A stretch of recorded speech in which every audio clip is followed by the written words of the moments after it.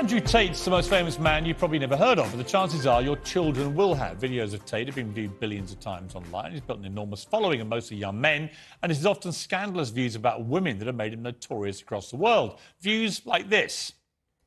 So I think my sister is her husband's property, yes. When a bride is walking down the aisle to marry the groom, the father walks next to her and gives her away. True or false? Tate's opinions on mental illness are equally controversial. I don't believe in depression. Don't message me about depression because I don't believe in it. If you're asleep in your bed in the middle of the night and you hear a noise and you believe in ghosts, now you're afraid. But if you don't believe in ghosts, it's the wind and you go back to sleep. You give the ghosts power by believing in them. Well, this summer, every major social media platform banned Tate amid a global backlash and concerns about his influence on the young people who watch him. But copies of his videos are still shared millions of times every day. This show is called Uncensored. One of the challenges views directly, so he flew from Romania to sit here in this studio, and the full explosive interview airs later this week. Here's a bit of what's to come. Do you respect women? Absolutely. Why wouldn't I? Do you think that 18, 19-year-old women are more attractive than 25-year-old women? I think there's attractive people. That's a loaded question. I don't know. Well, it's not really, is it? I can't. You know why I'm asking you? Of course I do, but I can't sit here and say... For the benefit of viewers who don't know why I'm asking, you said this. In general, this is also one of the reasons men find youth attractive. You want to blow up the internet? I'll blow up the internet right effing now. The reason 18 and 19-year-olds are more attractive than 25-year-olds is because they've been through less dick. People say, oh, you can't say that, but yes, I can.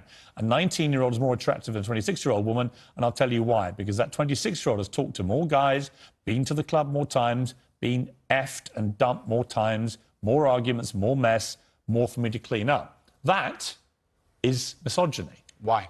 Because you are encouraging a mindset about 25-year-old women that makes them sound out to be infinitely less desirable than 18, 19-year-olds, and having effectively been having too much sex to be taken in a more respectful way. Well, firstly, even if that was the case, that wouldn't be misogyny. But what did you mean by what you said? That's not misogyny because it's not anti-women. I'm saying that an 18 or a 19-year-old woman would be more desirable. Pretty anti-25-year-old woman. Anti-25-year-old women we can argue, but not misogyny. Well, that's misogyny then, isn't it? No, it's not. Well, being anti any woman at all is misogyny. Not when I'm saying that women are beautiful and attractive at a certain age and saying the age. You're saying 18, 19-year-olds are more attractive than 25. Well, than ageist perhaps, but misogynistic absolutely is that not. But you just accepted it was misogyny. No, I didn't. You said it was misogyny. I'm telling you, no, it's not. If a 26-year-old woman is watching this and has heard those comments, yeah, would you just say to her, look, I'm sorry, I shouldn't have said that? No, I won't.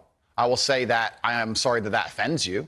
However, there's a large contingent of the world... That doesn't mean you're sorry. No, I'm not sorry. That's the point I'm making. I'm sorry if that offends you. However, there's a large contingent of the world that believe that, and I was mediating for a conversation. Parts of the world that believe that about 26-year-old women are parts of the world where women are not allowed out on their own. That's a conversation. They have to wear full burqas. Well, that's a conversation. They're not allowed to drive cars. That's nothing to do with me. But is that the kind of world for women that you... I was mediating a conversation. No, I'm asking you what you think. I don't live in a country where that happens. You're using that as the excuse for why you're not sorry for saying it. It's not an excuse. Is that there are parts of the world where this is fine? My friend. So my question to you is, well, do you think it's fine? I don't think it's fine. I live in a world where... You don't think it's fine? The reason This isn't that hard, Andrew. You can simply say, Piers, you know what? With the benefit of hindsight, I wish I hadn't said it like that. And if a 26-year-old woman's watching, I'm sorry I said that, because that actually is blatantly misogynist. And even though that's a view held by other parts of the world, it's not a view I share.